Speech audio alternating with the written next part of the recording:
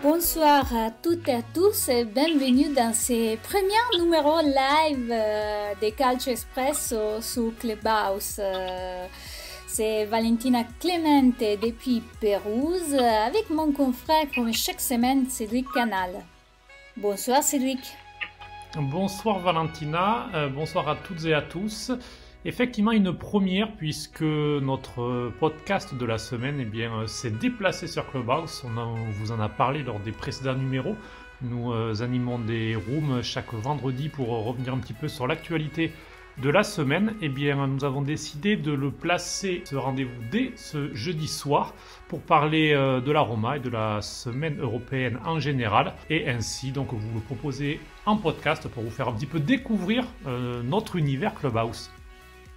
Tout à fait, Cédric. Et on a une soirée pas pleine d'émotions. On peut dire un peu de peur, surtout vers la fin du match de la Roma contre l'Ajax.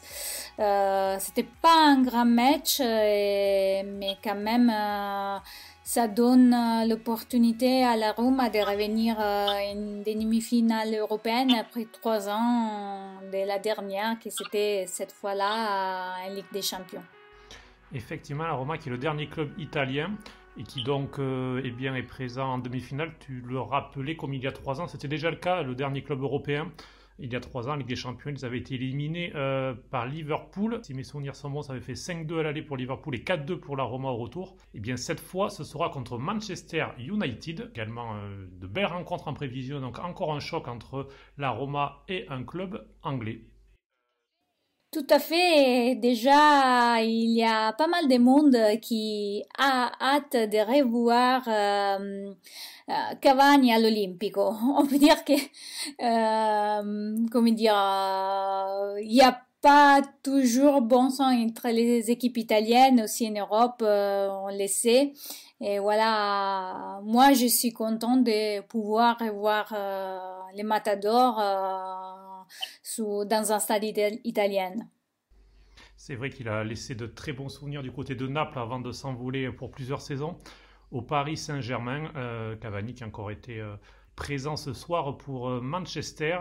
Et puis l'autre demi-finale également, pour le préciser, ce sera donc entre Arsenal qui s'était fait peur à l'aller avec un partout contre le Slavia Prague et qui s'est donc imposé 4-0 à l'extérieur et qui affrontera donc Villarreal en demi-finale. Mais qu'as-tu pensé de ce match de la Roma, Valentina, ce soir Je vais juste te dire un mot, moi, avant de te laisser parler plus. Moi, je me suis un petit peu ennuyé. Voilà, je ne sais pas ce que tu en as pensé. Alors, il y avait le suspense au niveau du scénario, mais au niveau de la qualité du match, pas terrible. Tout à fait d'accord avec toi parce que franchement, c'était pas du tout emballant.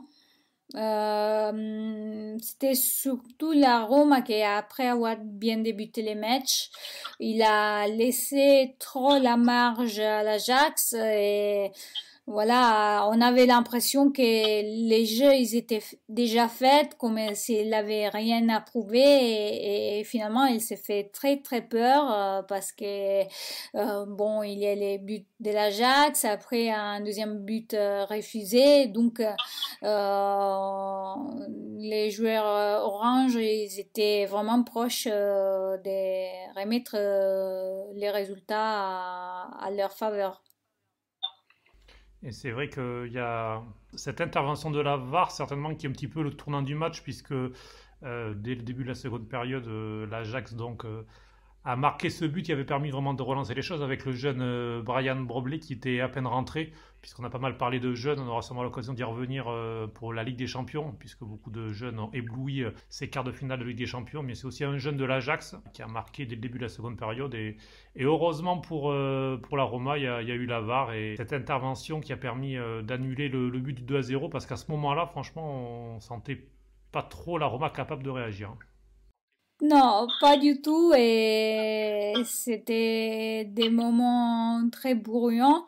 Et on l'a vu aussi finalement dans la tension finale qui est descendue après les sifflets, la joie du banc qui était debout pour les dernières 5 minutes.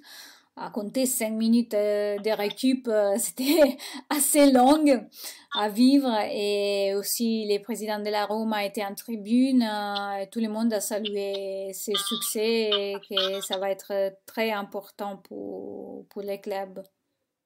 C'est déjà important puisqu'ils sont donc en demi-finale, ce qui leur permet de toujours être en course pour remporter ce trophée. Et au-delà de l'argent et du prestige de remporter la Ligue Europa, c'est aussi une place qualificative pour la Ligue des Champions, faut-il le rappeler. Ce qui donnerait aussi à l'Italie 5 équipes qualifiées pour la prochaine Ligue des Champions. Donc c'est peut-être la chose presque la plus importante puisqu'on sait que la Ligue des Champions derrière rapporte au moins 40 millions d'euros la saison suivante. Donc quand on connaît la santé financière fragile du club, il y a aussi, au-delà du prestige, il y a aussi ce volet-là qui est important sur cette fin de saison.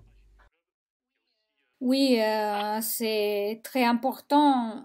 Personnellement, vu la saison un peu comme ça de la Rome entre haut et bas, c'est difficile d'avoir gagné. Aussi, si quand même on lui souhaite les succès.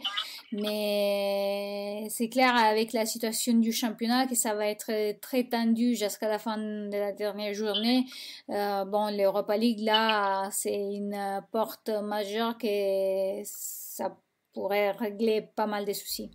Peut-être un mot sur Fonseca qui est beaucoup critiqué en Italie depuis qu'il est arrivé. Bon, on connaît le contexte de la Roma. On en avait parlé dès notre deuxième podcast de la saison avec Roberto Infacelli. C'est une cocotte minute, la ville de Rome et surtout autour du club de l'AS Roma.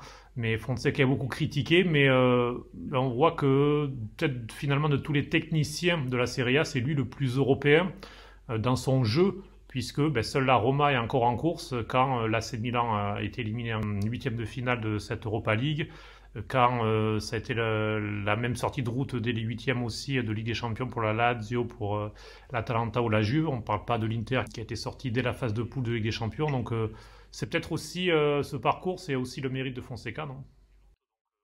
Oui, je pense, moi je l'apprécie généralement Fonseca et je pense qu'il n'a pas la meilleure équipe du monde. En plus, il a vécu des problèmes à tous les niveaux. Donc finalement, ce soir, aussi les commentateurs ils réfléchissaient le fait qu'il n'avait pas énormément de choix et je pense une arrière droite quand Verretou il est descendu encore une fois à recouvrir les rôles donc tu vois que bon il travaille dans des conditions qui sont pas quand même exceptionnelles donc en plus comme tu soulignais justement avant Roma c'est toujours une situation très particulière à vivre, à survivre aussi d'un certain point de vue. Et donc, finalement, il arrive à gérer la situation et il faut lui donner le temps et surtout peut-être améliorer certaines zones de terrain. Oui, puisque par exemple sur le côté gauche avec Spinazzola qui était blessé, il a fait appel au jeune Calafiori, puis le symbole est beau puisqu'il est directement impliqué sur le but d'Edin Dzeko. C'est le jeune et le symbole de l'équipe qui marque. Et puis c'est savoureux aussi parce que on n'est pas sans oublier les problèmes qu'a eu Edin Dzeko avec Fonseca justement fin janvier. Il était proche du départ même, il y a eu des tractations pour lui trouver une porte de sortie. Et puis, eh bien, il marque ce soir et un but ô combien important parce qu'il a redonné un petit peu d'air à l'équipe et c'est un but qui a permis de vivre les dernières minutes avec un peu moins d'angoisse. Oui, c'est quand même un joueur très important pour la Roma qui encore ce soir a marqué un but avec un poids énorme. Donc l'effet que les deux ils se sont retrouvés, pas seulement Fonseca et Dzeko, mais les clubs avec Dzeko, c'est très important au moins jusqu'à la fin de la saison pour voir après comment tout le monde peut gérer au mieux la situation. Et on accueille tout de suite Lucas, notre premier intervenant dans cette Room Clubhouse, qui est également notre podcast Calcio Espresso de la semaine. Salut Lucas. Et on parlait de la situation entre Giacomo et la Roma et de comment la résolution qu'il y a finalement était très importante vu surtout les buts qu'il a marqués ce soir. Ouais, alors moi j'ai regardé le multiplex ce soir quand même. Bon, j'ai vu un peu la Roma du coup, mais de ce que j'ai vu, la Roma a l'air d'avoir quand même plutôt bien tenu son match. Déjà, elle avait fait, je trouve, une très bonne performance à l'aller en créant l'exploit, parce que honnêtement, moi je les voyais pas du tout se qualifier, honnêtement, la Roma. Je pensais l'Ajax plus fort. Ils m'ont fait mentir, donc c'est bien, parce que c'est une équipe que j'aime bien, la Roma, que je connais pas énormément, mais que j'aime bien. Parmi les équipes italiennes, c'est une de mes préférées. Donc non, j'étais assez content. Ils ont quelques bons joueurs que j'aime bien, donc je trouve que c'est mérité. Après, au prochain tour, je pense que c'est jouable. Ça va dépendre de l'adversaire aussi. Je sais pas. Ça sera Manchester United, donc... ça y est, le tirage. Oui. Juste déjà pour le petit souvenir qui était rappelé ce matin par la presse italienne, il y a déjà eu le dernier Manchester United-Roma en Coupe d'Europe. C'est un souvenir assez douloureux pour la Roma. Je ne sais pas si vous vous souvenez, mais ça avait été en 2007 et ça avait été un revers 7-1 à Old Trafford de la Roma en quart de finale de Ligue des Champions. Donc, bon, du temps est passé depuis, mais c'est vrai que ça avait été assez... On peut dire que la Roma, avec les équipes anglaises, elle n'est pas très... Comment dire, elle n'a pas trop de chance, mais on espère inverser la tendance avec ces matchs-là. C'est aussi la question des jeux très différents d'un championnat à l'autre. On sait que le championnat anglais est un championnat beaucoup plus physique et peut-être un peu moins technique, alors que le championnat italien va plus être un championnat tactique, moins physique et plus technique aussi. Donc c'est vrai qu'effectivement, et on le remarque, alors pas qu'entre la Roma et les clubs anglais, mais dès qu'on a des championnats qui jouent assez différemment et des équipes qui se rencontrent, souvent ça fait un peu des étincelles parce que les équipes jouent pas du tout pareil. Non, pas du tout, mais on soulignait avec Cédric l'effet que peut-être l'effet que Fonseca soit là, ça permettra à la Roma d'affronter les matchs de façon différente parce que finalement, c'est l'unique match qui a réussi à mener son équipe quand même en demi-finale d'Europa League. Au contraire, les autres sont, bon, restés presque au bloc de départ. Ouais, mais je trouve qu'il fait un bon boulot depuis qu'il est sur le banc de la Roma quand même, il faut le souligner. Puis Manchester qui a affronté l'AC Milan, on a pu justement voir cette confrontation entre le foot italien et anglais cette saison. Et l'AC Milan n'était pas si loin que ça d'éliminer Manchester. Donc, Oui, et puis même Grenade, bon, on perd 2 fois 2-0, mais c'est pas... Enfin, honnêtement, ils ont eu quelques possibilités pour revenir dans le match. Enfin, United n'a jamais vraiment tué le match. Alors si au final ils font le break, ils font 2-0 et 2-0, mais bon, je trouve que c'est pas non plus United n'est pas forcément une équipe non plus ultra impressionnante à avoir joué, je trouve. Entre-temps, on va saluer l'arrivée de Vieni et Nicolas. J'espère avoir bien prononcé ton prénom. Ouais, c'est à peu près ça, c'est Vianney. Mais merci en tout cas pour l'invitation. Enfin, pour m'avoir fait monter. On était en train de parler de la Roma et plus globalement ces quarts de finale d'Europa League avant de passer sur la Ligue des Champions. Est-ce que Vianney, Nicolas, vous avez vu les matchs de ce soir et est-ce que vous souhaitez réagir? Non, j'ai suivi que là. Pour le coup, j'ai suivi le Real et le PSG, mais j'ai pas suivi ce soir. Enfin, je viens de voir les résultats là, mais. Et pour finir sur l'Europa League, il faut aussi souligner quand même la grosse réaction d'Arsenal après la grosse déconvenue de la semaine dernière, parce que le 1-1 à domicile, c'est clairement un échec, je pense, de la part d'Arsenal qui doit plier le match. Enfin, on l'a vu aujourd'hui, dès qu'il commence à jouer un petit peu contre cette équipe du Slavia, qui est une bonne équipe, mais qui n'est pas au niveau d'Arsenal et des top équipes européennes. Dès que ça commence à jouer un peu en face, il n'y a plus personne. Et bon, de toute façon, alors Arsenal est un peu coutumier des revers un peu inattendus, de matchs qu'ils auraient dû gagner, etc., qui étaient bien embarqués. Mais bon, là, je trouve que c'est une belle réaction et qui est une équipe qui pourra encore être un peu embêtante à jouer d'ici la fin de la compétition. Je ne sais pas ce que vous en pensez, si vous avez regardé le match, ou si vous avez regardé que la Roma ce soir, je ne sais pas. Je suis d'accord avec toi, j'avais un œil assez distant sur les autres matchs, mais c'est vrai que la semaine dernière, ils avaient été vraiment méconnaissables. Et là, voilà, ils semblent avoir fait le travail. Et bon, on sait qu'Arsenal, c'est assez irrégulier, on le voit en championnat, on le voit aussi dans les coupes nationales depuis plusieurs saisons. Donc, mais bon, contre Villarreal, c'est possible pour eux. Donc, en tout cas, ce sera sûrement une belle demi-finale. Oui, mais après, attention, hein, Villarreal propose quelque chose d'assez intéressant quand même, je trouve, cette saison. Hein, c'est une équipe qui tourne bien. Même en Liga, pour regarder de temps en temps, ça tourne relativement bien. C'est une bonne machine qu'on voyait pas forcément arriver si loin, mais qui tourne bien, qui gagne les 2 confrontations contre le Dynamo Zagreb, qui avait pourtant causé tant de tort à Tottenham, qu'on voyait pourtant plus fort. Enfin, il me semble que Tottenham était quand même favori contre le Dynamo Zagreb, et puis ils avaient sorti. Et puis là, au final, le Dynamo n'a jamais vraiment eu trop le mot contre Villarreal. Donc je sais pas, Villarreal, c'est une équipe effectivement sur laquelle j'aurais pas misé, mais qui pourtant va être un peu embêtante à jouer, je pense. C'est pas un hasard que sous les bancs de Villarreal, il y a quand même Unai Emery. Absolument. Qui est quand même au-delà de comment s'est passé son aventure au PSG, ça reste un grand coach et surtout au niveau européen. On sait que l'Europa League, c'est comment dire, une marque de distance pour Emery. Oui, il connaît bien la compétition. Hein. Il a effectivement gagné avec Séville plusieurs fois et puis ce sera intéressant du coup de le revoir face à Arsenal.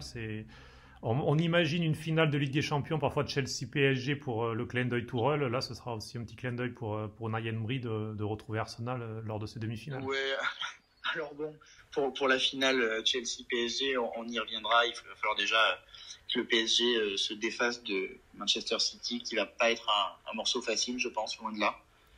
Mais bon, pourquoi pas. Bien justement, qu'est-ce que vous en pensez? On peut passer sur la Ligue des Champions et les matchs qui ont eu lieu ce mardi et ce mercredi avec vous, Lucas et Vianney. Ouais, écoute, pour moi, le PSG réussit l'exploit d'être ultra dominé pendant 2 matchs, hein, parce que pour moi, ils sont ultra dominés les 2 matchs, et ils font l'exploit de se qualifier quand même, avec une bonne gestion malgré tout, de pas encaisser ce 2e but à la maison, et d'avoir su quand même en marquer 3 à l'extérieur. C'est quand même assez remarquable. Après, bon, on a vu qu'on avait à l'aller une défense du Bayern un peu complètement larguée, ce qui a permis au PSG de mettre 3 buts. Une erreur de Neuer qui coûte le premier but. Et puis, bon, écoutez, moi, j'étais un petit peu déçu en tant que supporter marseillais de ne pas voir le PSG sortir. Et puis, j'aime bien le Bayern. Et puis, j'aime bien les Français du Bayern, de manière générale, en tant que joueur. Donc, j'étais un petit peu déçu. Mais puis j'aurais bien aimé aussi que le Bayern gagne pour que ça donne encore plus de chance à Lewandowski de gagner enfin ce ballon d'or qu'il a mérité l'an dernier et qu'il n'a pas eu. Et je trouverais ça assez injuste qu'il n'en ait pas, alors que la saison dernière, il a absolument marché sur l'Europe et sur le monde du football. Donc j'aurais aimé que le Bayern continue alors même si je ne pense pas que pour autant on peut dire que Lewandowski est sorti de la course au ballon d'or, je pense que honnêtement, le fait que si le Bayern avait continué, ça lui aurait donné des chances. Mais bon, voilà, encore est-il que le PSG est passé, bravo à eux. Ils ont montré une certaine maîtrise du jeu quand même. Bon, ils ont été dominés avant-hier, mais bon, c'était moins outrancier qu'à l'aller, parce qu'à l'aller, vraiment, ils se sont fait piétiner. Enfin, c'était assez terrible. Et Navas, il faut souligner qu'il montre qu'il est l'un des meilleurs, voire le meilleur à son poste actuellement. Et voilà, donc puis après les autres matchs, c'était quoi? Bon, on va y revenir en suivant. Si tu veux bien, Lucas, on va justement on va justement passer la parole à Vianney sur le PSG. Alors juste avant, je te trouve peut-être un petit peu dur, Lucas, sur le 2e match. Ils ont quand même été moins dominés que sur le premier match où vraiment le 3-2 était miraculeux. Là, il y a quand même énormément d'occasions pour le PSG, et notamment pour Neymar, qui en première période aurait pu quand même donner un petit peu d'air à Paris malgré tout. Ah, effectivement, mais en 2e mi-temps, ils ont quand même été un petit peu la tête sous l'eau. Hein. Ah oui, non, après, ils ont subi ça, effectivement. Voilà. Vianney, qu'est-ce que tu as pensé du PSG? Sur le match aller, effectivement, je les avais trouvés héroïques parce que, à mon sens, le Bayern doit gagner. Et sur le match retour, moi j'ai surtout été quand même assez un peu choqué par le déséquilibre assumé et voulu par le Bayern. C'est-à-dire que dès les premières secondes, on a compris que défensivement, ça irait pas, qu'il y aurait un problème sur chaque attaque du PSG. Et effectivement, ça n'a pas manqué. Et heureusement pour eux, Neymar n'a pas eu beaucoup de chance. Maintenant, évidemment, Navas extrêmement solide. Au début, j'étais assez dubitatif sur Dagba et sur Diallo, et finalement, ils ont montré qu'ils répondaient présent. La charnière Kimpembe-Danilo, c'était pas... Ça me faisait un peu peur aussi, même si sur le but de Choupo, c'est quand même pas terrible. Mais globalement, ils ont tenu la baraque. Paredes, on l'a beaucoup critiqué quand il est arrivé il y a 2 ans. On se demandait ce qu'il faisait là. Il a montré son impact physique et sa technique. Donc globalement, les joueurs ont répondu présent. Personnellement, j'étais pour le Bayern. J'ai un peu une haine viscérale du PSG. Mais je dois reconnaître qu'ils ont quand même fait globalement un bon match. Et... Après, est-ce que ça pourra marcher face à d'autres équipes ? Je suppose qu'on va en reparler. Mais leur milieu de terrain, même si je l'ai trouvé solide hier, me fait quand même un peu peur. C'est-à-dire que j'ai pas l'impression qu'ils aient encore un grand milieu de terrain avec ou sans Verratti. Donc ça, pour moi, c'est quand même à voir. Mais sinon, globalement, c'est intéressant.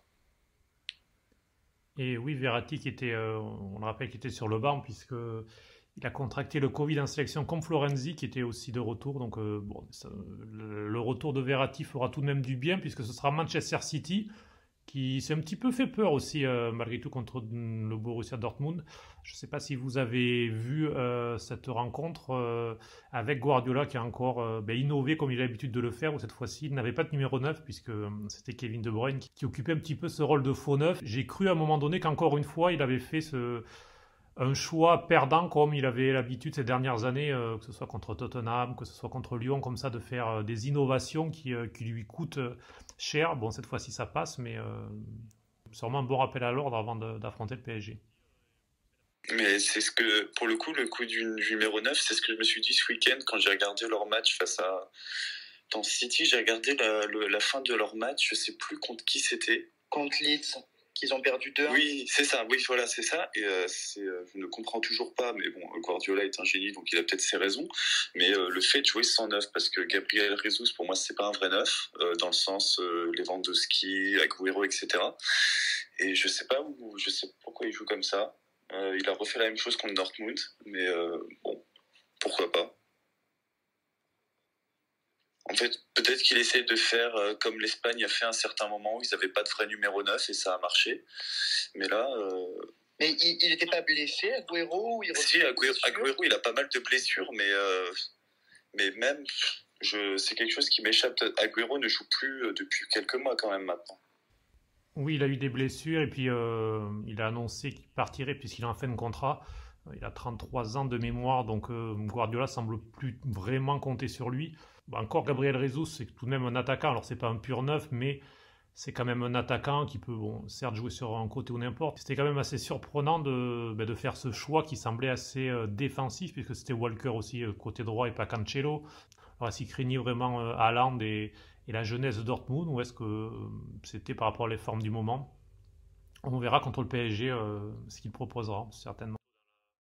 Ça sera très intéressant de retrouver les PSG face à Manchester City. Après, je vous dis, ça fait combien d'années? Je ne me souviens plus, c'était 4 ans, 5 ans? La dernière fois, peut-être quelque chose de plus. C'était la dernière de Laurent Blanc. Le 3-5-2? Oui. Le fameux 3-5-2. Le fameux 3-5-2, ça doit bien faire 5 ans maintenant. C'était peut-être d'ailleurs cette année-là que le PSG avait peut-être même le plus de chances de la gagner. Puis en tout cas sur les 5 dernières années, c'était peut-être l'année qui semblait la meilleure pour eux. On verra si ce sera cette saison. Vous pensez, on a bien compris Luca Vianney, que vous n'êtes pas supporter du PSG, mais est-ce que vous pensez que dans les 4 qui restent, ils ont le profil pour désormais être favoris puisqu'ils ont éliminé le tenant du titre qui...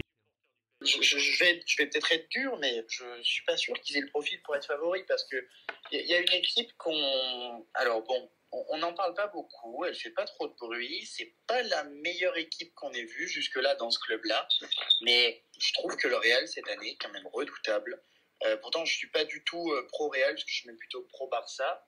Je suis pro-Barça, et je trouve que ce Real-là, sur le papier, est très loin des meilleurs Real qu'on a vus. Même dans le jeu, c'est pas forcément incroyable, mais je trouve qu'on a le Real qui est quand même assez efficace, qui a l'expérience de ces matchs de Ligue des Champions et des matchs qu'il faut absolument gagner pour remporter la Ligue des Champions, que typiquement n'ont pas Manchester City, n'a pas le PSG, Chelsea. Enfin voilà, c'est des équipes qui ces dernières années sont un petit peu, sont inexistantes des derniers échelons de la Ligue des Champions. C'est des équipes qui la jouent chaque année, ou pas forcément, mais qui vont assez loin, mais sans pour autant, je sais pas. Je pense que le Real a quand même une forme d'expérience qui pourrait être utile. Et après, déjà, le PSG, pour les considérer comme favoris, il faudra qu'ils passent cette étape de Manchester City, qui va être redoutable, notamment sur le plan offensif, parce qu'ils ont quand même un nombre d'offensifs absolument fabuleux, et qui, je pense, s'ils sont au complet, sera plus dangereux que le Bayern qu'on a vu là offensivement, parce qu'au final, le Bayern offensivement, ça a été quand même beaucoup pour pas grand-chose, c'est-à-dire que ça a été très imprécis. Enfin, il aura clairement manqué un Robert Lewandowski devant le but. Je pense, et on va pas refaire l'histoire, mais que si Lewandowski prend part à la double confrontation, l'issue n'est pas la même, parce que le nombre de ballons qui ont été vendangés, qui ont fini à côté, notamment au match aller, c'est pas possible de penser que Lewandowski aurait pu louper tout ça. Mais voilà. Donc avec une grosse armada offensive, comme peut l'avoir Manchester City, et une certaine assise défensive, parce que on va quand même se rappeler que Manchester City, depuis les phases de poule de Ligue des Champions, ils n'ont pas perdu un match, ils ont juste fait 1-0-0 à Porto. Et puis je peux vous dire que ça joue, City en Ligue des Champions quand même s'ils font pas un très très bon match chez eux contre Dortmund, et que le match à Dortmund est correct, mais qui n'est pas non plus le meilleur de Manchester City qu'on ait vu. Je peux vous dire en tant que supporter marseillais que Manchester City, ça joue, qu'on l'a vu cette saison, et que le PSG va devoir se méfier, parce que Foden, Mahrez, De Bruyne, Sterling, c'est dangereux quand même, ça va vite, et défensivement ça reste quand même assez solide. Alors avant d'avoir le point de vue de Vianney, on va accueillir justement une autre Marseillaise de cœur, c'est Audrey. Bonsoir Audrey. Salut. C'est beau que presque tout le monde, parce que Vianney, toi aussi, t'es Marseillais ou autre équipe? Alors moi, on va me traiter de footix, mais ce n'est pas le cas. Mais depuis que je suis petit, c'est le Real. Donc Okay. alors, on allait me demander mon avis sur est-ce que le PSG peut gagner la Ligue des Champions. Je rejoins totalement l'avis de Lucas. Et la capacité qu'a eu le Real cette saison à se reprendre, parce que le début de saison était quand même inquiétant. J'ai trouvé ça exceptionnel. On a parlé de virer Zidane comme chaque saison au début de l'année, et au final, aujourd'hui, il est indétrônable.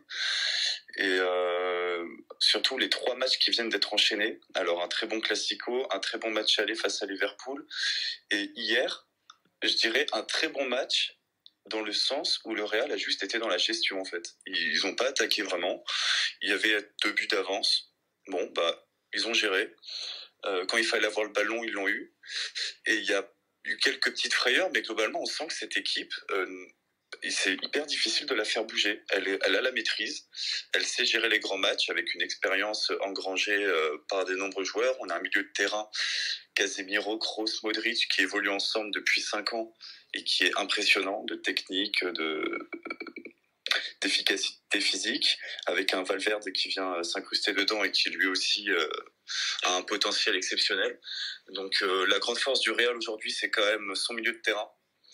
Et ils peuvent attaquer, ils peuvent gérer. Et pour moi, ils ont plus d'atouts que le PSG. Après, Manchester City, je sais pas à quoi m'attendre face à Paris. Je sais vraiment pas à quel match m'attendre, parce que Manchester City est quand même souvent très décevant en Ligue des Champions. Donc ça sera intéressant de voir. Et enfin, je dirais que le PSG a une armada offensive exceptionnelle, mais qu'il pourrait y avoir un déséquilibre au milieu de terrain, avec un peu comme le Bayern a eu. Donc à voir. Et toi Audrey, tu viens d'arriver, on a évoqué les différents candidat un petit peu par rapport au match, à ces quarts de finale retour. Est-ce que tu vois le PSG le favori ou pas, ou est-ce que, un petit peu comme Lucas et Vianney, tu as l'impression peut-être que le Real, après ce début de saison, c'est vrai, on peut le rappeler, notamment en phase de groupe. Ils perdent leurs 2 matchs contre le Shakhtar Donetsk et ils se retrouvent à jouer la qualification à la dernière journée contre le Borussia de Mönchengladbach, mais ça avait été compliqué pour s'en sortir. Et puis, effectivement, ça va beaucoup mieux maintenant. Donc, qu'est-ce que tu en penses? Inconditionnel de Pep Guardiola, donc c'est très compliqué pour moi. Même si j'aime certains joueurs au PSG, c'est très très compliqué pour moi de dire que le PSG va gagner la Ligue des Champions. Sur le match face au Bayern, j'ai bien aimé Neymar quand même s'il ne remontait pas défendre beaucoup, il a quand même fait des gestes techniques incroyables, notamment le petit pont là face à Kimmich, mais ça c'était magique, je trouve. Ensuite, niveau milieu, Paredes était pas mal. Le Paredes et Gay. Gay pour moi, mardi, c'était Kanté. C'était du même niveau que Kanté. Et c'était plaisant à voir. Après, j'ai été un peu plus déçue par la défense. Côté Bayern, j'ai adoré Lucas Hernandez, qui a fait un match exceptionnel, je trouve. Il n'a pas fait d'erreur. Il est revenu 3 fois. Il a été décisif. Après, face à Manchester City, je pense que ça peut coincer parce que j'ai revu le match cet après-midi et de City d'hier. Et en deuxième période, ils ont étouffé Dortmund, Manchester City. Ils les ont aspirés et ça a été très très compliqué pour Dortmund de s'en sortir. À ton avis, quelles seront les armes qui va utiliser Guardiola pour, arrêter les duos Mbappé-Neymar? On a Phil Foden qui est pas mal du tout. J'ai lu la presse anglaise et j'ai regardé ce qui se disait un peu sur les chaînes anglaises et les Anglais disent beaucoup, les journalistes anglais disent beaucoup que Pep a recruté pour des milliards d'euros, enfin non pas des milliards, des milliers d'euros ces dernières années et c'est Phil Foden qui le qualifie, un jeune qui est formé au club. Après t'as Gundogan qui est très fort, derrière c'est costaud aussi. Le problème c'est que c'est partout costaud. Mais après, ça reste Pep Guardiola, il peut nous sortir une composition. C'est ce qu'on disait justement. On était un petit peu intrigué sur ce Kevin De Bruyne, comme ça, un petit peu en faux neuf, en se disant, un petit peu comme il avait fait par exemple l'an dernier contre Lyon, il y a 2 ans contre Tottenham, où parfois on a l'impression que il fait des excès de créativité qui le perdent. C'est un petit peu le génie fou qui est un petit peu autodestructeur. Ça a failli encore lui jouer des mauvais tours, puisqu'à la mi-temps, il était tout de même mené 1-0. C'est le défaut pour moi de Guardiola en fait. C'est un peu comme Simeone, ce qu'il a voulu faire le premier match contre l'Atlético, le match aller en Liga. Ils se sont totalement plantés. Il a reconnu lui après. Il ne sait pas ce qu'il a voulu faire. Guardiola, pour moi, c'est un peu pareil. Ces hommes-là, c'est des génies. Ils sont capables de ne pas perdre un nombre de matchs successivement que peu ont cette capacité-là, mais ils peuvent dérailler sur le match le plus important de la saison, comme Pep l'avait fait l'année dernière, d'ailleurs face à Lyon, comme tu le dis. Et moi, c'est ça qui me fait peur. Est-ce qu'il va rester dans cette configuration-là où il va nous faire... comme face à Lyon, n'importe quoi.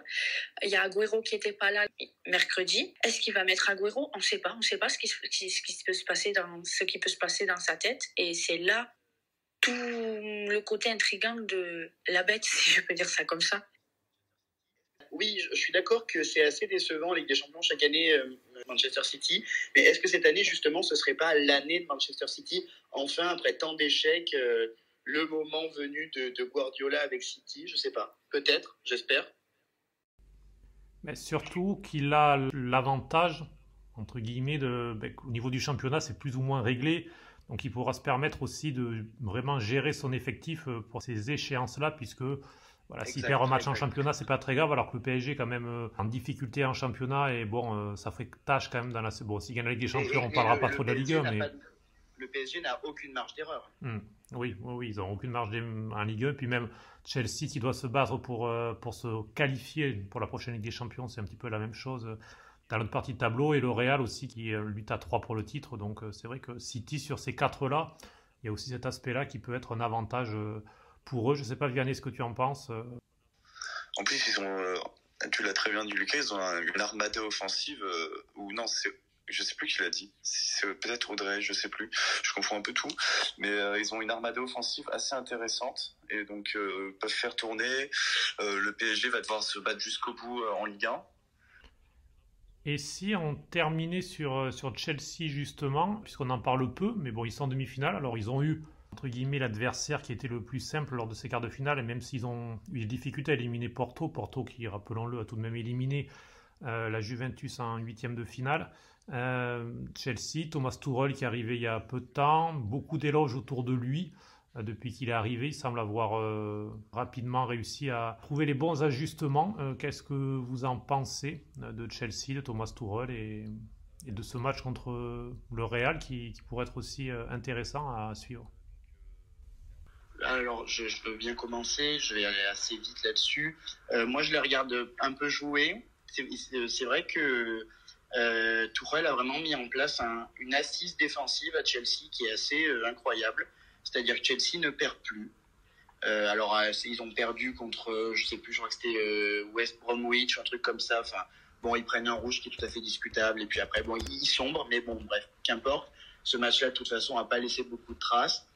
Ils perdent hier contre Porto. Alors bon, ils perdent d'un superbe but à la toute fin de match, alors que bon, Porto n'a pas eu les occasions dans le match. Je n'ai pas trouvé qu'ils avaient eu la place de gagner ou quoi que ce soit. Alors oui, ils ont gagné à la fin, mais dans le match, Porto n'a rien montré.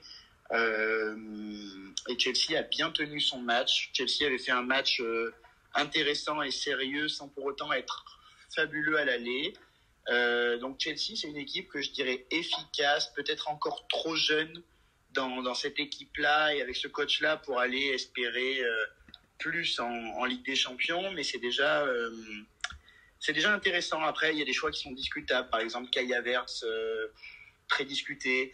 Timo Werner, très discuté, parce que quand il joue, je les trouve absolument inefficaces la plupart du temps. Et puis à côté, on a Olivier Giroud qui joue pas, alors qu'il a souvent montré qu'il pouvait être efficace quand on le faisait un petit peu jouer avec Chelsea.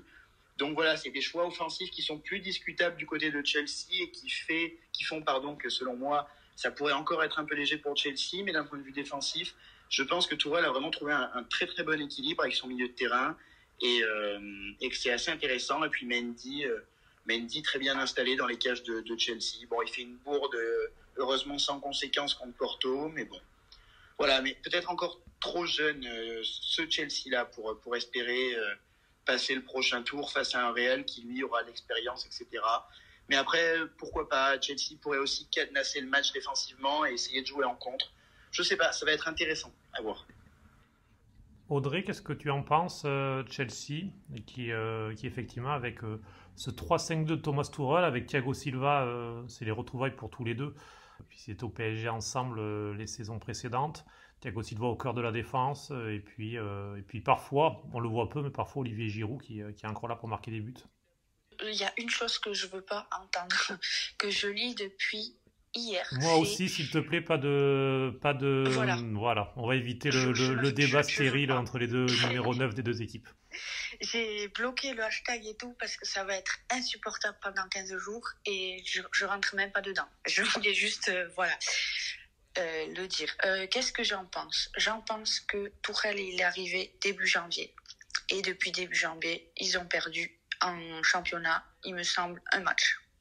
Sinon, ils ont gagné ou fait des matchs nuls. Moi, ce qui m'intéresse, c'est les milieux et les attaquants, notamment Mason Mount. J'aimerais bien faire un parallèle avec l'équipe d'Angleterre parce qu'on disait sur la dernière Coupe du Monde et sur le dernier Euro, entre guillemets, on disait que l'Angleterre, c'était plus la même qu'avant. L'Angleterre, elle était peut-être finie. Mais là, avec la génération de jeunes qui arrivent, peut-être pas là sur l'Euro, mais sur la prochaine Coupe du Monde l'année prochaine, il va falloir y faire très attention. Je pense que c'est un peu comme les Italiens. Ça va donner Après, je pense que, je sais pas, comme disait Lucas, ça me semble un peu jeune quand même pour être équitable face à la machine bien rodée du Real, parce que le Real c'est quand même incroyable. Bon là il y a pas Ramos, mais Ramos il sera sans doute là avec Varane dans 15 jours, et je pense que ça sera assez compliqué, à moins que Chelsea fasse la surprise. Mais j'ai du mal à y croire. Et puis pour Giroud, je sais pas. Je pense que Tuchel, il a trouvé son système, un peu d'ailleurs comme Frank Lampard ou Mauricio Sarri, qui était là avant. Je pense qu'il a trouvé son système et que il fera jouer Giroud que vraiment en cas de grosse blessure. Mais je doute que Giroud il rentre, même en tant que remplaçant. J'en doute fort. Il est rentré 2 minutes, il est rentré à la 91e contre Porto. Donc bon, oui, voilà. C'est Havertz effectivement qui est le plus souvent titulaire, et puis on peut rappeler il y a Werner qui peut jouer dans cette position-là. Ils ont Tammy Abraham, ils ont beaucoup de monde, ils ont Ziyech. Et pourtant, Cédric, comme je le disais, Havertz et Werner sont hyper décriés du côté des supporters de Chelsea pour leur inefficacité et toutes les occasions manquées, vendangées. D'ailleurs, il y a des comptes. J'ai des collègues qui sont pour Chelsea qui disent, pour rigoler, mais ils le disent quand même, qui disent quand on joue avec Werner, on paradise. Parce que les deux, honnêtement, c'était très très prometteur l'an dernier. Là, ça prend pas, je trouve, avec Chelsea. Non, il y a des difficultés, et on peut faire un parallèle aussi, je pense, avec Tuchel et Cavani et Tuchel et Giroud. C'est-à-dire qu'au début, Tuchel est arrivé, Cavani jouait quand même un petit peu, comme il a fait avec Giroud. Il a fait 3 matchs ou 2 titulaires, il me semble. Et puis là, plus rien. Il est sur le banc. Alors en conférence de presse, on pose la question: est-ce que vous allez faire jouer Giroud? Comment vous allez le faire jouer? C'est toujours la même rengaine. Avec tous les entraîneurs, c'est la même chose. Il est très bien, mentalement, il est très fort. C'est un exemple pour les autres joueurs. Mais de là à ce qu'il soit titulaire, bon, c'est pas dit comme ça, mais c'est le ressenti, quoi. Mais de là à ce qu'il soit titulaire, c'est un peu compliqué. Et bientôt, quand on verra, peut-être qu'il sera titulaire ce samedi. Je vous invite à regarder la demi-finale de FA Cup entre Chelsea et Manchester City. Ce sera l'occasion d'avoir un avant-goût de ces demi-finales de Ligue des Champions. Valentina, je ne sais pas ce que tu en penses. Oui, je pense qu'on est vers la fin de cette première room sur Clubhouse, qui sera aussi notre podcast de la semaine. Et aussi parce que cette fin de semaine, on a un match très important, Cédric, n'est-ce pas? Effectivement, puisque Vianney et Lucas, on se parle pour la première fois, mais voilà, Valentina est tifosa du Napoli. Moi, je suis tifoso de l'Inter, donc dimanche soir, il y a un match, il y a un match un petit peu sous tension. Ah oui, donc, j'avais oublié, je l'ai vu ce matin en plus. On est un petit peu tendu, donc on va sûrement revenir peut-être sous Clubhouse après ces matchs-là, si on survit tous les deux. S'il y a match nul, on sera là tous les deux. Si jamais il y a un 3-0 pour les deux équipes, peut-être qu'il n'y en aura qu'un pour animer la room, on verra. C'est à 21h. C'est à 21h, oui, c'est ça, c'est en conclusion je vais le regarder. Et donc, il y a encore beaucoup à parler sur Calcio Espresso, et on vous remercie pour avoir partagé avec nous cet moment convivial autour du foot italien et européen. Et on vous lance les prochains rendez-vous. Si vous connaissez les podcasts, je ne sais pas, Cédric, si tu veux donner quelques infos de plus. Podcast toutes les semaines qui est à retrouver sur les principales plateformes, que ce soit AudioMins, Spotify, Deezer, Google Podcast ou encore Apple et aussi YouTube. Eh bien, merci d'avoir passé cette fin de soirée avec nous, Lucas, Audrey et Vianney. Puis on espère se retrouver très bientôt. Eh bien, merci à vous et puis à bientôt pour de nouveaux débriefs sportifs. Merci, au revoir. Bonne soirée. Au revoir. Ciao. Et bonsoir à tout le monde.